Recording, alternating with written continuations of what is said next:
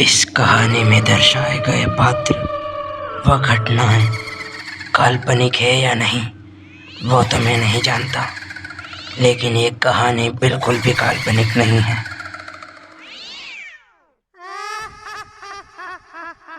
आज से पहले आप लोगों ने मुझसे कभी भी हॉरर स्टोरी नहीं सुनी होगी। सुनाऊं भी कैसे? मुझे खुद ही भूतों से डर लगता है।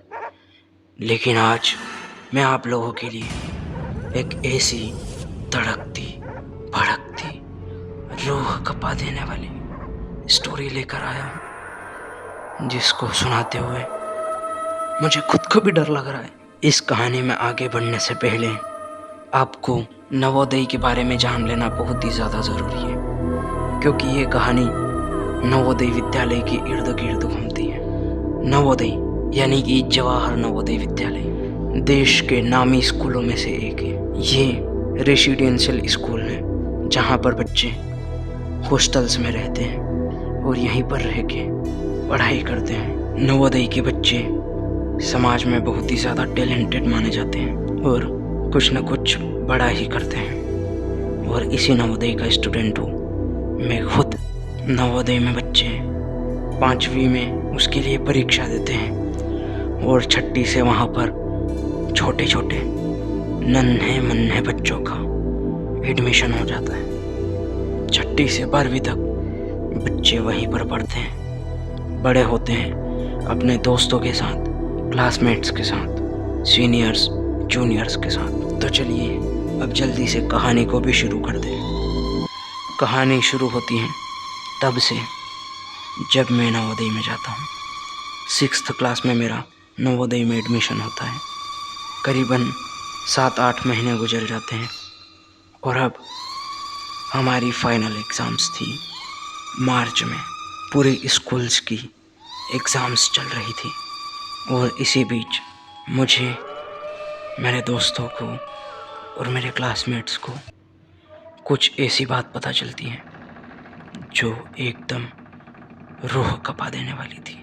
उस बात को बताने से पहले मैं आप लोगों को ये भी बताना चाहूँगा कि जो हमारा हॉस्टल था और स्कूल बिल्डिंग, उन दोनों के बीच में एक ऐसी बिल्डिंग थी जिसे सब लोग आर्ट रूम कहते थे। आर्ट रूम में कभी भी हमने तो आर्ट होते हुए नहीं देखी। शायद यहाँ पर पहले कभी आर्ट, ड्राइंग वगैरह ये सब सिखाया जाता था। ये कई सालों से एकदम खंडहर की तरह पड़ा था। हर जगह धूल जमी हुई थी, हर तरफ जाले ही जाले थे। हम दिन में उसे 10 से 12 बार देख लिया करते थे। स्कूल जाते हुए, स्कूल से आते हुए, सुबह, दिन में, रात भर उसे हम बार बार देख लेते थे।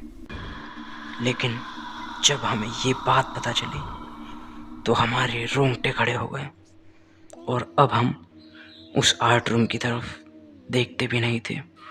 और जैसे ही वो आर्ट रूम वाली जगह आ जाती, हम दौड़ के भाग चलते थे। हमें हमारे सीनियर्स ये बात बताते हैं। ये बात लगभग 20-25 साल पुरानी है। हमारा ये नवोदय आज से 20-25 साल पहले बना हुआ है। उसके बनने से पहले उस जगह पे क्या था उसके बारे में कई लोग अलग अलग बातें बताते हैं। गांव के लोगों से हमने ये बात सुनी कि जिस जगह पे आज हमारा स्कूल बना हुआ है वहाँ पर पहले एक युद्ध भूमि थी। वहाँ पर युद्ध लड़े जाते थे और वो खून से रंगी हुई धरती थी। कुछ लोगों से हमने ये भी सुना कि हमारे स्कूल के बनने से पहले वहाँ पर एक शमशान घाट था और जो ये उसकी ज़मीन थी वो उस गांव के राजा ने हमारे स्कूल बनाने के लिए सरकार को दान दे दी। बात है तब की जब हमारा नवोदय लगभग बना ही था। उसकी शुरुआत की कुछ बैचेस आई थी, यानी कि शुरुआत में पढ़ने वाले बच्चे जो कि इस नवोदय में सबसे पहले आके पढ़ रहे थे। इससे पहले कोई भी बच्चा इस नवोदय में नहीं आया था। उस ज़मीन पे जहाँ पे लोग कहते हैं कि युद्ध लड़े जाते थे, यहाँ पर शमशान घाट था। वहाँ पर पहले कोई भी नहीं रहता था, लेकिन आज वहाँ पर नन्हे मुन्ने बच्चे रह रहे थे दिन में और डरावनी रातों में, और पढ़ाई कर रहे थे। जैसा कि मैंने आपको पहले बताया कि हमारी स्कूल में एक आर्ट रूम था जो कि बिल्कुल कबाड़ की तरह पड़ा हुआ था। कहा जाता है कि शुरुआत में वहाँ पर मेस थी, यानी कि डाइनिंग हॉल। बच्चे वहीं पे खाना खाते थे। एक दिन कुछ ऐसी घटना हो गई जिसने इस स्कूल के हर बच्चे को डरा के रख दिया। सुबह का समय था। बच्चों को हर सुबह करीबन 7 बजे नाश्ता दिया जाता था। आज भी रोज की तरह बच्चे आने वाले थे, लेकिन नाश्ता जिस जगह से बांटा जाता था वहाँ पर बच्चों के आने से कुछ देर पहले ही रख दिया गया था। आज सपना और संजना नाम की 2 लड़कियाँ पहले ही नाश्ता करने आ चुकी थी, और बाकी स्कूल के बच्चे थोड़ा सा लेट हो चुके थे।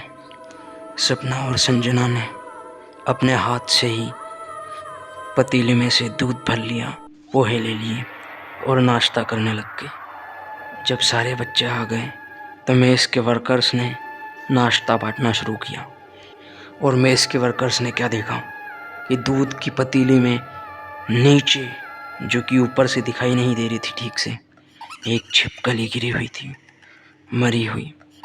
शायद उसका जहर दूध में फैल चुका था।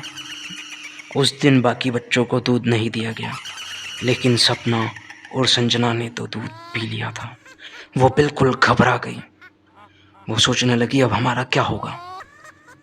दोपहर आते आते उन्हें उल्टियाँ होने लगी, और वो उल्टियाँ खून की उल्टियों में तब्दील हो गई। रात आते आते सपना और संजना की मौत हो गई। कहा जाता है कि सपना और संजना की आत्मा आज भी हमारी स्कूल में भटकती रहती है, और शायद इसीलिए डाइनिंग हॉल की जगह चेंज कर दी गई, नया डाइनिंग हॉल बना के। लेकिन जहाँ पुराना डाइनिंग हॉल था उस जगह को आर्ट रूम बना दिया गया, जहाँ पर आर्ट के टीचर्स बच्चों को आर्ट सिखाया करते थे। उस आर्ट रूम में एक बोर्ड भी था जिस पर टीचर्स बहुत बार ड्राइंग या आर्ट बनाते थे और बच्चों को बताते थे। एक दिन सुबह आर्ट के टीचर और बच्चे उस आर्ट रूम में जाते हैं पढ़ने के लिए, तो वो क्या देखते हैं, वहाँ के बोर्ड पर लिखा हुआ था, हम सपना और संजना हैं, हम आज भी यहाँ हैं, आज भी। हर कोई ये चीज़ देखकर घबरा जाता है, डर जाता है। बच्चे उस कमरे से दौड़कर बाहर निकल जाते हैं एकदम पूरे डर से। प्रिंसिपल सर को इस बात की सूचना दी जाती है। प्रिंसिपल सर आते हैं, देखते हैं इस घटना को, और फिर वो उस आर्ट रूम को बंद करवा देते हैं हमेशा हमेशा के लिए। आज वो आर्ट रूम एक खंडर बना हुआ है। हमें हमारे सीनियर्स ने ये तक भी कहा कि जिस जगह पे हम रहते हैं, जिस हॉस्टल में, जिस बिल्डिंग में, जो कि जूनियर्स रहते थे 6th से 8th क्लास तक की, उस बिल्डिंग की छत पे जिस दिन सपना और संजना की मौत हुई थी, यानी कि 11 अप्रैल, उस दिन रात को वहाँ पर बास्केटबॉल की आवाज़ आती है, क्योंकि सपना और संजना बास्केटबॉल की बहुत ही अच्छी खिलाड़ी थी। दोनों बहुत ही अच्छी दोस्त थी और दोनों को बास्केटबॉल खेलना बहुत ज़्यादा पसंद था। 11 अप्रैल को ही उनकी मौत हुई थी, और 11 अप्रैल की रात हर साल जूनियर हाउस की छत पे बास्केटबॉल की आवाज़ आया करती थी। हर बच्चे उससे डरे हुए थे। 11 अप्रैल के दिन हर कोई पहले ही सो जाता। उस दिन कोई भी देर रात तक नहीं जागता था, क्योंकि हर किसी को डर लगता था।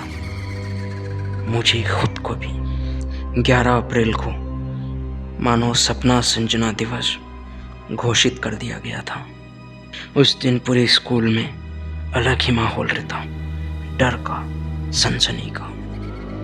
जब भी हर साल 11 अप्रैल आती, हम सबके मन में एक डर रहता, वही डर जो हमारे मन में तब से घुस गया था जब से हमने हमारे सीनियर्स से इस घटना को सुना था, इस डरावनी रूह कपा देने वाली घटना को। हम जब भी आर्ट रूम की तरफ से निकलते उसकी तरफ देखते भी नहीं थे, और रात में तो हम कोशिश करते कि उधर जाना ही ना पड़े। हम जब भी जाते तो दौड़ के उस जगह के सामने से निकल जाते, उधर बिना देखे।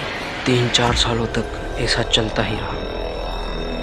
तब तक हमारी स्कूल में एक ही टीचर ऐसे बचे हुए थे जो स्कूल की लगभग शुरुआत से आज तक इस स्कूल में मौजूद थे। वो सर हम लोगों को इतिहास पढ़ाते थे, इसीलिए हमने सोचा कि इस बात का इतिहास भी सर से ही जान लिया जाए। एक दिन सर अच्छे मूड में थे, हमारी क्लास में पढ़ाने आए थे, और वो आज कुछ मजाक के मूड में थे, यानी कि आज हर रोज़ की तरह सीरियस नहीं थे। तभी हमारी क्लास के एक बच्चे ने उनसे पूछ ही लिया आर्ट रूम के बारे में, सपना संजना के बारे में, 11 अप्रैल के बारे में। उस बच्चे ने उनसे कहा कि सर, हमने सुना है, हमने 6th क्लास से सुना है कि हमारी ये जो स्कूल है, हमारा ये जो आर्ट रूम है, आर्ट रूम में 2 लड़कियां रहती थी। मतलब आर्ट रूम में पहले ना एक मेज़ था, वहाँ पे बच्चों को खाना दिया जाता था, नाश्ता दिया जाता था। एक दिन सुबह का टाइम था और सपना और संजना नाम की 2 लड़कियां पहले ही नाश्ता करने आ गई थी, और उन्होंने नाश्ता कर लिया, दूध पी लिया। बाद में पता चला कि दूध में छिपकली गिरी हुई थी। सपना और संजना डर गई और फिर उन्हें उल्टियाँ हुई, खून की उल्टियाँ हुई और उनकी मौत हो गई। और हमने ये भी सुना है कि उनकी आत्मा जो है वो आज भी हमारी स्कूल में भटकती रहती है। और सर, हमने ये भी सुना है कि जो आर्ट रूम है उसको फिर बाद में आर्ट रूम जब बनाया गया तो एक दिन जो आर्ट के सर थे उनको वहाँ पे लिखा हुआ मिला कि हम सपना और संजना हैं, हम आज भी यहाँ पे मौजूद हैं।